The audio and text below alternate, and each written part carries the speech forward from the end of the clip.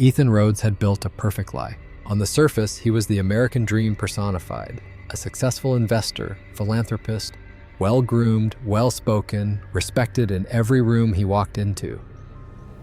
But every night, at exactly 8 p.m., that illusion cracked just a little, when he poured a glass of whiskey, settled into his favorite armchair in front of the fire, and remembered the night he killed his wife. 10 years since Clara disappeared. 10 years since he wrapped her lifeless body in a rug, drove into the woods outside Portland, and buried her beneath the frozen dirt of a vacant construction lot. He never cried, never confessed. He rebuilt his life from the ashes with clinical precision. New house, new furniture, new name on the mailbox. No one ever questioned it. The case had gone cold. Even Detective Nolan Price, the bloodhound of the Portland PD, had backed off when no body turned up. No body, no proof, no murder. Only guilt. And whiskey. That night, like every night, Ethan sat with the fire dancing before him. The flames blurred in his whiskey glass. He liked the silence. In the silence, no one asked questions. No one accused. No one reminded him of Clara's wide eyes as her breath left her, or how his hands had kept squeezing long after she went still.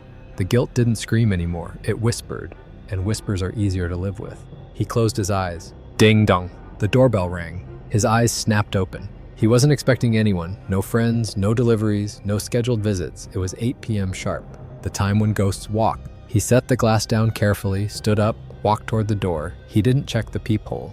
That's when the past knocked. Ethan opened the door, and the world froze. Standing on the doorstep, bathed in porch light, was Clara. Same long chestnut hair, same green eyes, same small mole just above the corner of her lip. The only difference was time. There were faint lines near her eyes, a touch of silver in her hair, but it was her. Clara, the woman he killed 10 years ago. "Hi, Ethan," she said with a warm smile, as if she'd just come back from the store. "Took you long enough to open up. It's freezing out here."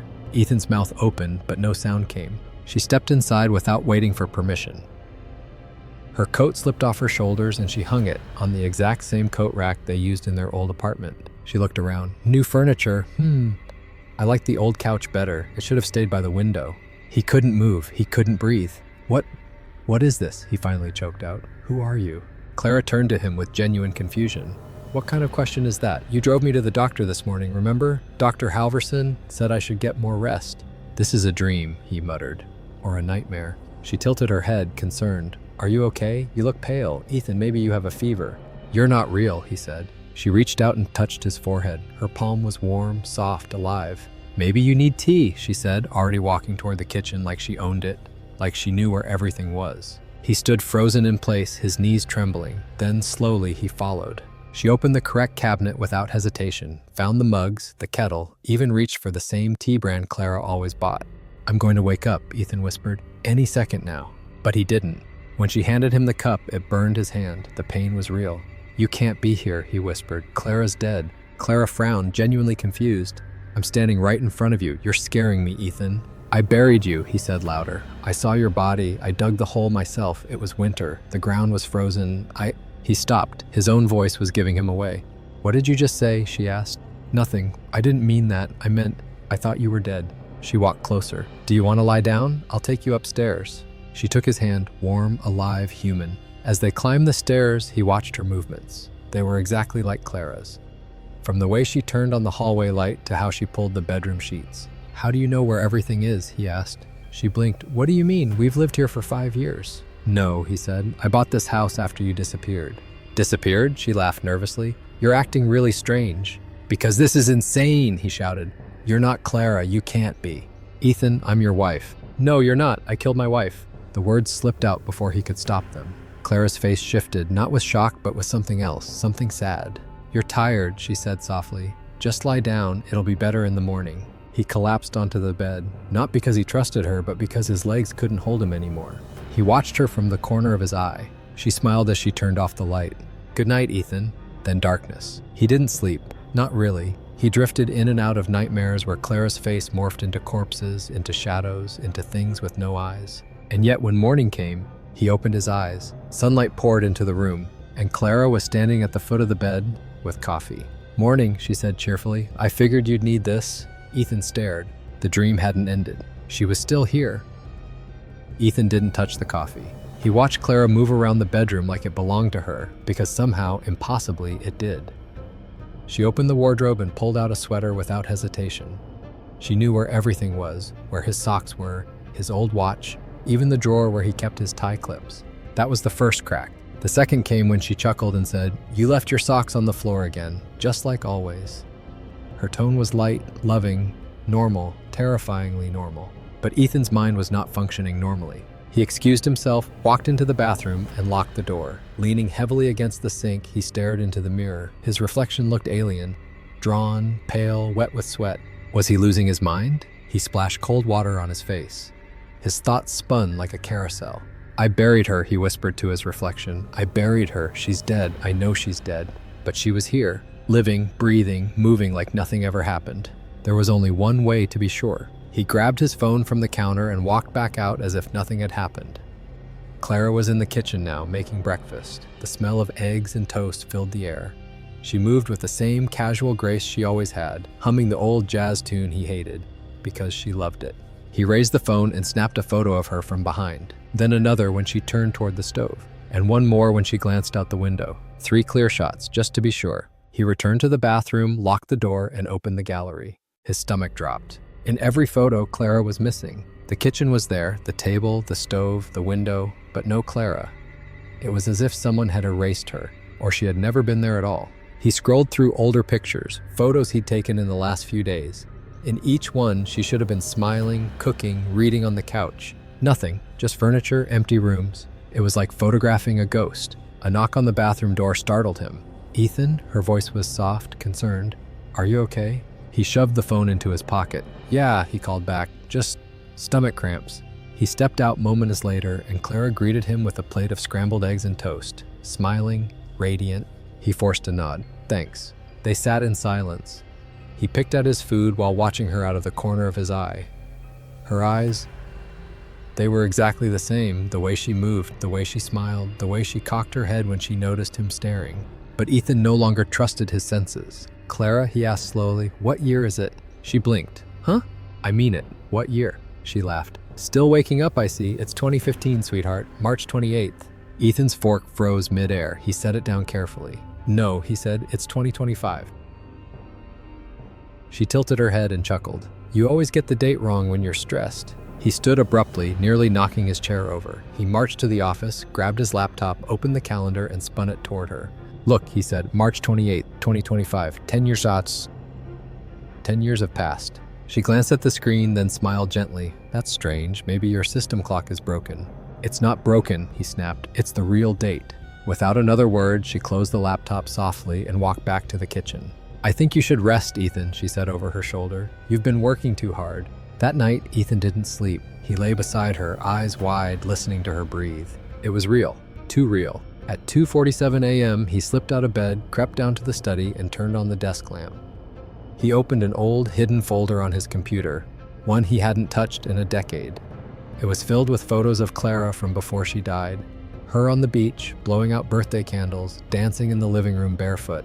He stared at each image with trembling fingers. That was the real Clara. Then he opened the gallery on his phone again. The photos he had taken today, yesterday, and the day before. Nothing. She wasn't in any of them. He took a new one, right there and then, a photo of the photo on his screen, Clara laughing with cake frosting on her nose. Then he emailed it to himself, then deleted it from his phone. "If I check tomorrow and the photo's still there," he whispered, "then I'm not insane." He returned to bed. Clara turned toward him in her sleep and murmured his name. The next morning, he woke up to the smell of coffee.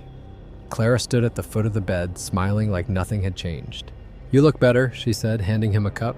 Sleep must have helped. Ethan forced a smile and took the coffee. He opened his email the moment she stepped away. The photo was there. He clicked on it. What opened was not the photo he remembered. Instead of Clara's smiling face, it was a blurry smear, like someone had painted over the image with fog. His hands trembled. Someone or something was erasing her, erasing the proof. That evening, after pretending to have a headache, Ethan stayed in his study and began recording a video journal. He stared into the camera. "My name is Ethan Rhodes. Today is March 29th, 2025. 3 days ago, a woman showed up at my door claiming to be my wife, Clara, but that's impossible. My wife died 10 years ago. I buried her. I remember every second of it. But this woman, She looks like her, acts like her, knows things only Clara could know. If anything happens to me, it's because of her. He saved the video, backed it up, emailed it to himself, and copied it to a USB drive. But what he didn't know was that someone was watching. Inside the attic, an attic he didn't even know existed, a small hidden camera blinked silently. And in a cramped crawl space filled with electronics and wires, someone watched him from a laptop screen. She smiled. Clara smiled. But it wasn't Clara. Not really. Ethan didn't go to work that day. He couldn't. Not when reality itself was slipping through his fingers like sand. The moment he opened his email and saw that blurry, smudged image where Clara's face should have been, it confirmed everything. This wasn't just stress, this wasn't grief, this was something else. Something deliberate. He walked through this house in silence, phone in hand. The walls felt narrower today, like they were closing in. The hum of the refrigerator, the tick of the hallway clock, the soft creak of the floor beneath his feet. Everything sounded louder, more present, like the house itself was listening. Clara wasn't anywhere. He checked every room, kitchen, laundry, office, even the tiny storage closet she never touched. Nothing. He took a breath, reached for his phone, and opened the voice memo app. Day 4, he whispered into the mic. March 29th, 2025. Clara's gone again, just like yesterday. She disappears when no one else is here, but when I'm alone, she comes back. He paused, glanced over his shoulder. She doesn't show up in pictures, emails disappear. Now even videos are starting to corrupt. I don't know what's happening, but I have to find out who she is or what she is. He ended the recording and saved it. Then he backed it up, twice. This time he wasn't taking any chances. By late afternoon, Clara still hadn't returned. The house was quiet again, too quiet. So he decided to test something. He set up his phone on the kitchen counter, camera facing the doorway. Then he walked into the living room and waited. He waited for 3 hours. Then came the sound, the soft click of the back door. She was home. "Ethan?" she called out. He stepped into the hallway and watched her place a grocery bag on the table, her back turned. Casual, confident, like she had never been gone. "Hey," he said, keeping his voice neutral. She smiled at him. "Sorry, I ran out to grab some coffee and fruit. You were asleep." He nodded. "No problem." Later that night, when Clara was asleep, he snuck back into the kitchen and grabbed his phone. He opened the video, and his blood ran cold. The footage was all there, the empty kitchen, the hours of silence. Then, at 6:13 p.m., the door opened by itself. The bag of groceries floated in midair, then gently landed on the table. No Clara. Just nothing. He watched the video 5 times. She wasn't in it. Not once. But he saw her with his own eyes. He talked to her. So why the hell wasn't she there? He barely slept. His dreams were broken and fevered. In one, Clara stood at the foot of his bed, eyes hollow, mouth open, as if trying to scream, but no sound came out. In another, he was the one screaming and no one heard. The next morning, Ethan woke up before Clara. He tiptoed down to the study and opened a locked drawer. Inside was something he hadn't looked at in a long time. A police report. Old, yellowing at the edges. It was Clara's case. Missing, presumed dead, no remains ever recovered. He flipped to the last page and stared at the final words the detective had written. No conclusive evidence. Case suspended pending new leads. And yet here she was, eating in his kitchen, sleeping in his bed, vanishing on video. He needed help. He picked up the phone and dialed a number he hadn't used in years. "Hello," said a deep voice. "Detective Wallace, it's Ethan Rhodes." Silence. Then, "Rhodes? That's the name I hoped I'd never hear again." "I think Clara's back," Ethan said. Another silence. Then, "Back from where? The grave?" "I don't know," Ethan whispered, but I need you to come, see her, see what's here." An exhale on the other end. "I'll be there in an hour." When Wallace arrived, Clara was gone again. Ethan's hands trembled as he showed the detective around. "I swear she was here this morning, making coffee, wearing the old blue robe I buried her in." Wallace's eyes darkened. "You what?" "I mean, sorry, I remember her wearing it the night she disappeared. That's what I meant." Wallace said nothing, just walked through the house, silently taking everything in. Finally, Ethan handed him the phone, the video, the one where the groceries floated in. Wallace watched in silence, then handed it back. "Could be faked." "I didn't fake anything." "You buried her, didn't you?" Wallace said suddenly, eyes sharp. Ethan froze. "What?" "I said you look like hell." But the damage was done. The seed was planted. Wallace gave him a warning glance, then left. That night, Clara returned. She walked in through the back door, holding a small bouquet of lilies. "Where were you?" Ethan asked, unable to hide the edge in his voice. "I told you, I went out," she replied gently.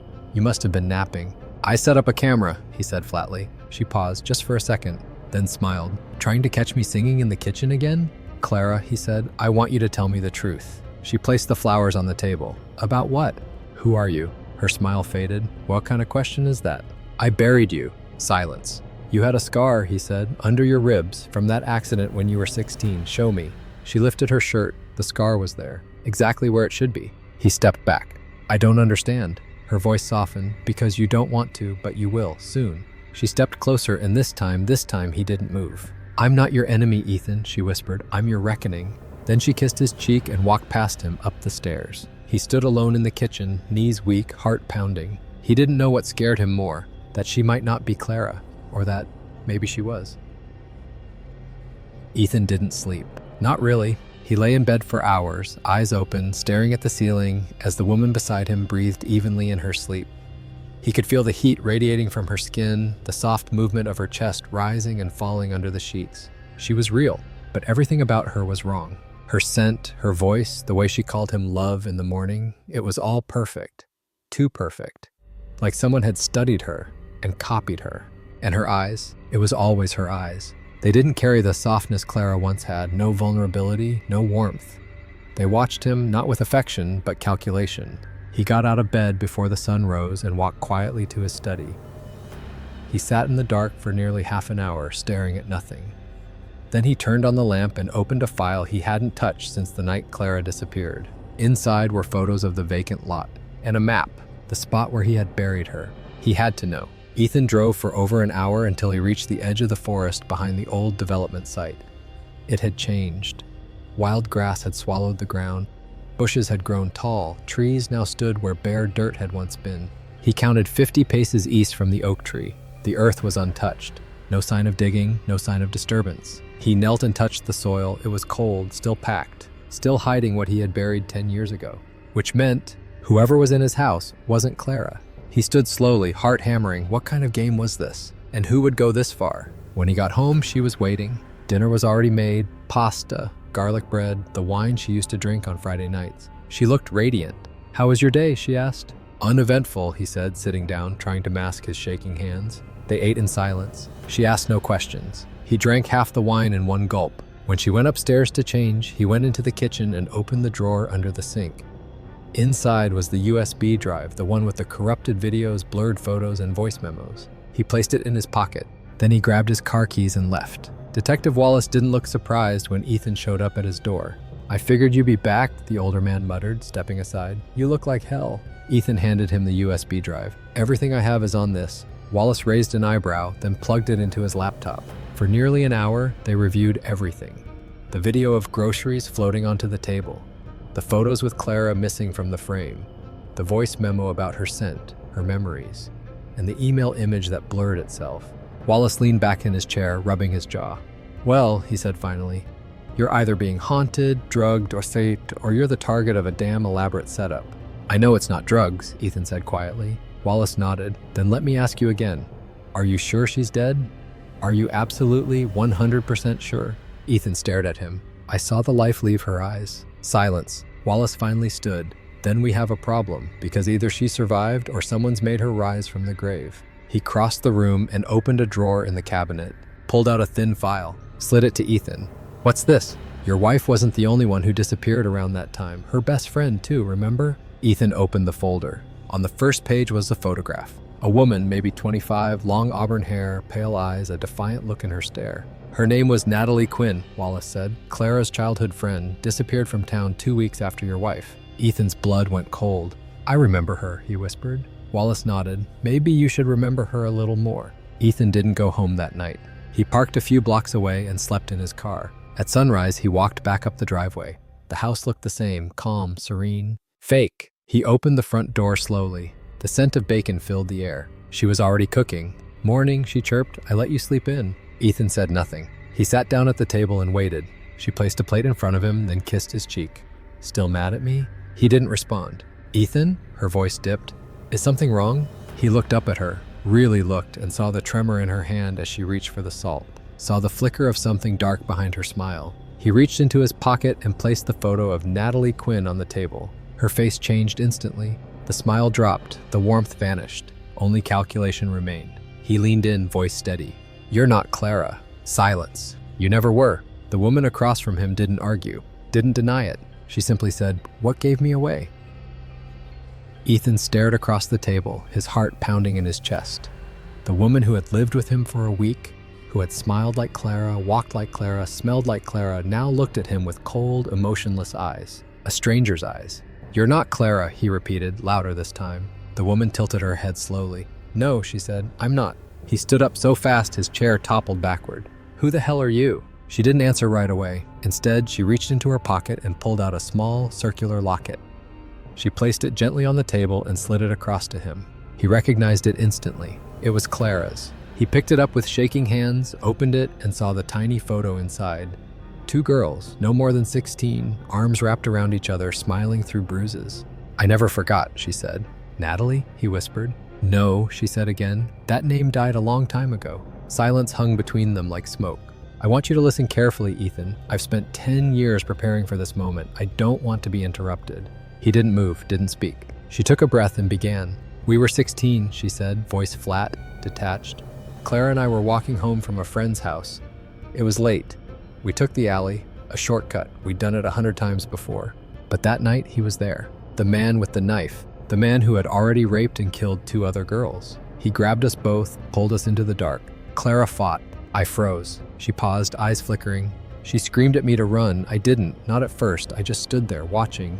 Then she shoved me away and said, 'Run, Nat, please.' So I did. I found help. But when we got back, it was too late. He had taken her. We didn't find her for 3 days. 3 days, Ethan. He kept her locked in the basement of an abandoned house. He beat her, raped her, burned her. She was barely alive when they found her. But she survived. Barely. 6 months in the hospital, a year of therapy. But Clara, she never broke.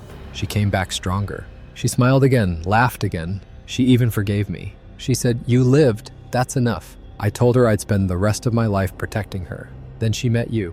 Her voice changed, turned bitter. She loved you, Ethan. God, she believed in you. Even when you started hurting her, even when I begged her to leave, she stayed.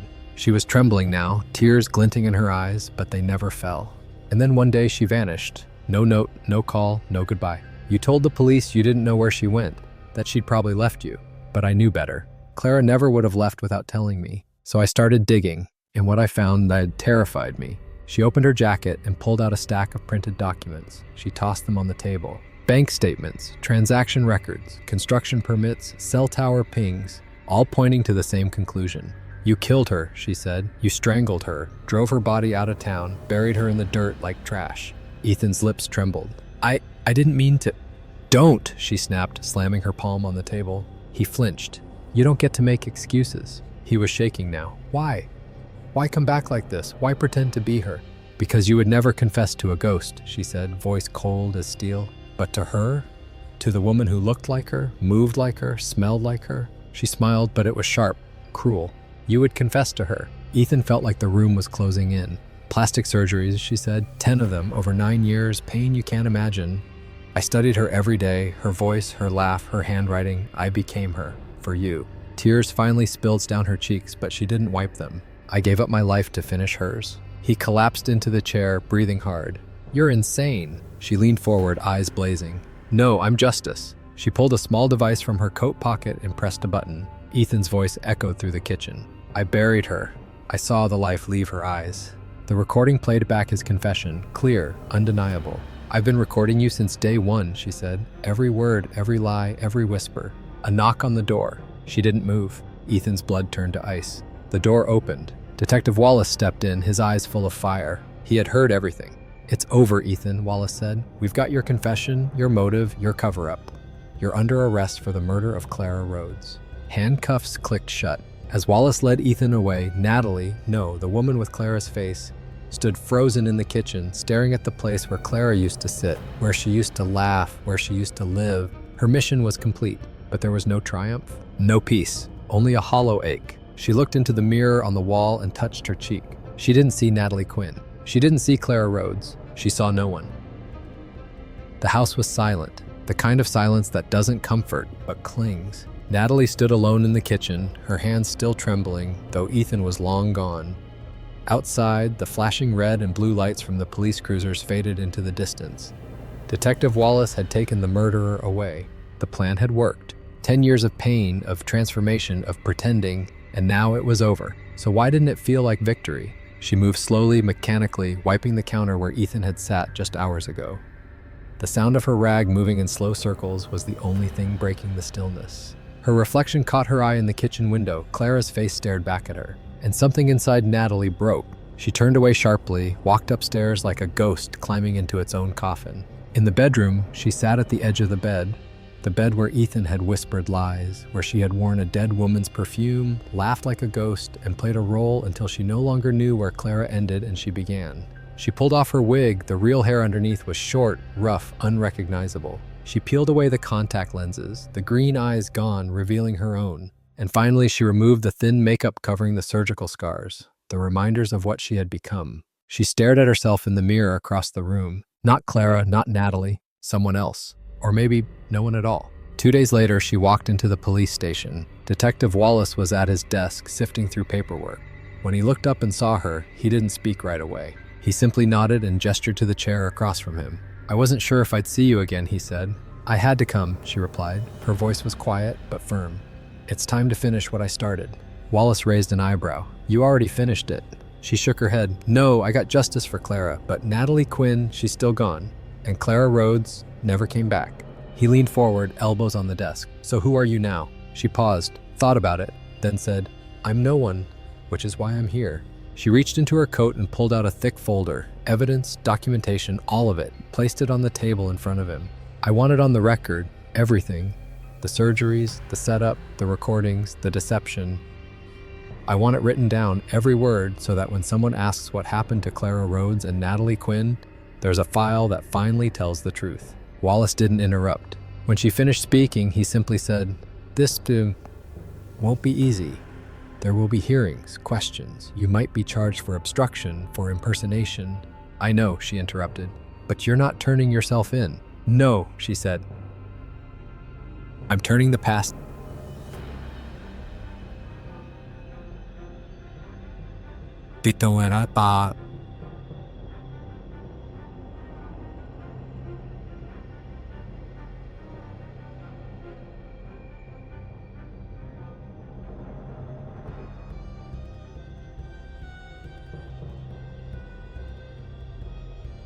For the first time, Wallace smiled. "You did good," he said. "Dangerous, reckless, but good." She nodded once, then stood to leave. As she reached the door, he called out, "What will you do now?" She paused, hand on the doorknob. "I don't know," she said softly. "But for the first time in 10 years, I'll figure it out as me." A week later, she stood at Clara's grave. It wasn't real, not truly. It was just a memorial marker. Her body was still out there beneath soil and silence. But Natalie had placed a headstone anyway, simple and plain. Clara Rhodes, 89-2015. She lived, she fought, she endured. Natalie knelt in front of it, fingers grazing the carved name. "I did it," she whispered. "He paid, finally." The wind stirred the grass. "I wish you were here to see it." Her voice cracked. "I wish you were here to tell me what to do next." A long silence. Then she reached into her pocket and took out the locket, the same one she'd worn for 10 years, pressed against her skin like a second heart. She placed it at the base of the grave. "I'm leaving her here with you," she said, "because I have to live now. I have to try." Natalie drove away from the cemetery with no destination in mind. For the first time in a decade, she wasn't running toward vengeance. She wasn't anyone's reflection. She wasn't a shadow anymore. As she passed through the city limits, she rolled down the window, letting the wind mess up her short, untamed hair. She smiled, small, unsure but real. Not Clara's smile, not Natalie's, just hers, whoever she was now. And for the first time, that was enough. Behind every chilling crime lies not only horror, but grief, silence, and the aching question of, will justice ever come? This story is not just about revenge, it's about the weight of memory, the cost of silence, and how far love will go in the name of justice. Marissa, disguised as Clara, teaches us a haunting truth. When the system fails to speak, someone will rise to speak for it. She sacrificed her identity, her appearance, and 10 years of her life to honor a friend who died without a voice. In doing so, she reminded us that justice is not always served in courtrooms, but sometimes in the unwavering will of those who refuse to forget. Ethan's downfall is a warning. No lie stays buried forever. We may outrun guilt for a while, but it walks beside us quietly until the day it demands to be seen. And finally, this story is about transformation, not just through revenge, but through reclaiming truth. Marissa didn't just expose a murderer, she became the living proof that courage can rise from trauma, and that sometimes the strongest voice is the one that comes back from the silence. If you've ever felt voiceless, erased, or ignored, remember, justice is slow, but it sees. Truth may be buried, but it never dies. And ghosts don't haunt the living, guilt does.